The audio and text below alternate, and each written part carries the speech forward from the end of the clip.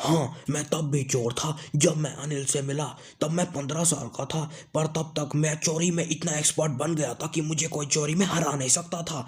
जब मैं अनिल से मिला तो अनिल फोन में कुछ देख रहा था, और जब मैंने पास जाके देखा तो वो रेसलिंग मैच देख रहा था। कहीं वो रेसलमेनिया 30 का ये फाड़ू मैच तो नहीं था। चलो मैच को छोड़ो, पढ़ने पे ध्यान दो भाई। तो मैं अनिल के पास गया। अनिल तो 25 साल का था, वो ऊंचा लंबा था।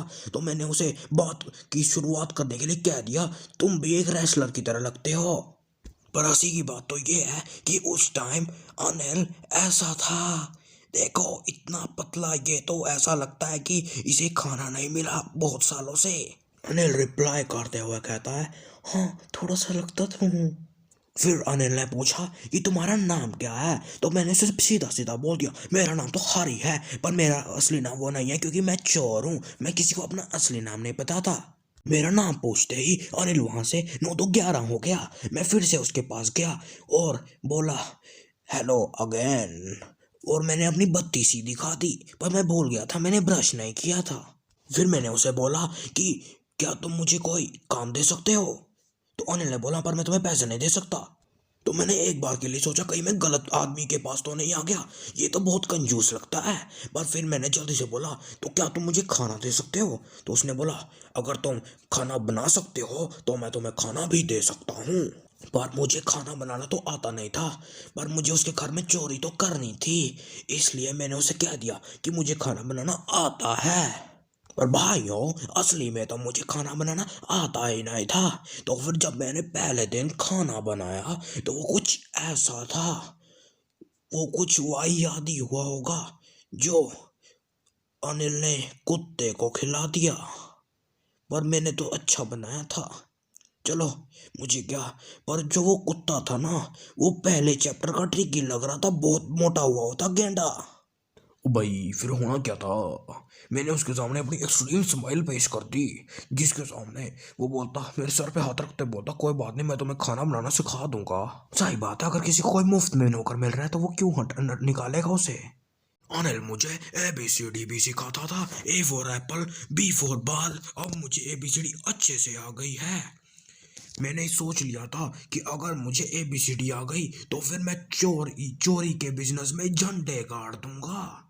मैं सुबह सुबह अनिल को चाय बना के देता था, गरम चाय चाय चाय, 10 की एक गरम चाय। और दोपहर को सब्जियां लेने जाता था। पर एक बार मुझे सब्जी लेने गया था और एक आदमी मिला, वो बोलता आलू तो महंगे हो गए हैं। मैंने बोला, अगर सस्ते होते तो क्या तुम मुझे मुफ्त में दे देता। भाइयों, ये आलू वाली बात अपने एग्जाम में मत लिख के आना, क्योंकि ये तो मेरी असल घटना है, इस बुक में नहीं लिखा है इसके बारे में। ओ भाई, एक खुफिया बात सुन। पर अनिल को मत बताइयो कि जब मैं सब्जी लेने जाता था मैं 1-2 रुपए चुरा लेता था।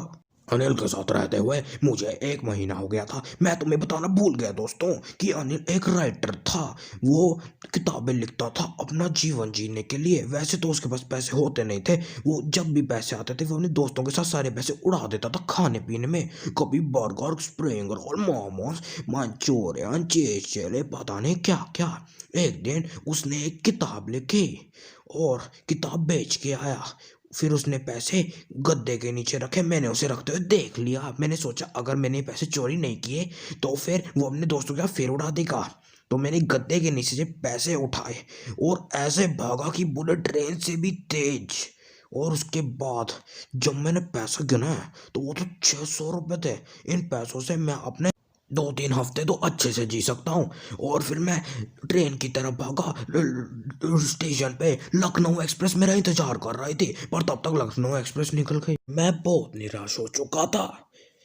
अब मेरे पास कोई रास्ता नहीं था, क्योंकि 10:30 तो हो गए थे, इसके बाद तो कोई ट्रेन भी नहीं जानी थी। मेरा तो कोई दोस्त भी नहीं था, क्योंकि चोरी के बिजनेस में दोस्त रखना एक मुश्किल और परेशानी को न्योता देना होता है, अम्मी जान कहती थी। होना क्या था, इसी के बाद बारिश शुरू हो जाती है और मैं बारिश में भीग जाता हूँ। फिर मेरे पास एक ही चारा था, अनिल के घर वापस जाना। मैं अनिल के घर वापस गया और उसके गद्दे के नीचे वापस पैसे रखे, पर पैसे थोड़े भीग चुके थे। मैं क्या करूँ भाई, बारिश में भीग जाते हैं। फिर मैं बालकनी में जाके सो गया। भाई मुझे नींद आ रही थी, नींद भी आती है, इंसान हूँ मैं, क्योंकि इतनी दूर स्टेशन तक भाग के गया था पैदल, वो भी सुबह होती है। और अनिल मुझे 50 रुपये देता है, साथ में चाय का गिलास। ये क्या हो गया, मुझे कुछ समझ नहीं आ रहा था। कहीं उसे मेरी चोरी के बारे में पता तो नहीं चल गया, पर ऐसा कुछ नहीं था। उसने मुझे 50 रुपये दिए और बताया कि कल रात को मैं कुछ पैसे में मिले थे, मैं किताब बेच के आया था, अब से तुम्हारी तनख्वाह हर रोज मिल जाएगी। और फिर मैंने बाद में देखा वो एक नोट तो गीला था, जो नोट उसने मुझे दिया 50 का नोट, वो गीला था। इससे तो उसे पता चल ही गया होगा कि उसके घर में नोटों से कुछ ना कुछ तो हुआ है। रात को बारिश आई थी, कहीं उसे पता तो नहीं चल गया चोरी हुई। पर वो एक बहुत अच्छा आदमी था। मैं हंसने लगा, क्योंकि और कोई होता तो मुझे पुलिस के हवाले कर देता, एक चोर को। पर वो बहुत अच्छा आदमी था जिसने मुझे चोर के हवाले नहीं किया। थैंक यू भगवान जी, thank you CBSE, thank you NCERT. भाइयों, अगर वीडियो अच्छी लगी तो लाइक शेयर सब्सक्राइब कमेंट सब कुछ कर देना। कि कोई सब्सक्राइब नहीं करता मेरे चैनल को, सिर्फ 2 बंदों ने किया, एक तो बहुत अच्छा आदमी है और एक तो मेरा खुद छोटा भाई है। Thanks for watching.